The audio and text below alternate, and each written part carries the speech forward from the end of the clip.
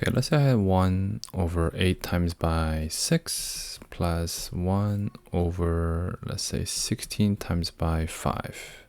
Okay, so 8 times by 6, 16 times by 5. There's a common factor of 8. If you divide that by 8, you get 2, 5. And you can still, there's still another common factor of 2, 3, and 5. So the LCM is 8 times 2 times by 3 times by 5. This one here, 8 times by 6 is right there. It's missing that 5, so I need to multiply top and bottom by 5. So it's equal to this LCM. Okay, this one here, 16 times by 5. What's missing is this 3. So I need to multiply top and bottom by 3.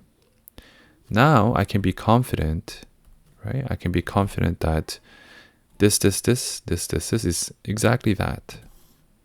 Okay, I didn't evaluate it, but you know it's going to be, okay, I guess it's 24 times by 10. But what's important is the number on the top, 5 and 3. So that's 8, 24 times by 10, you can reduce.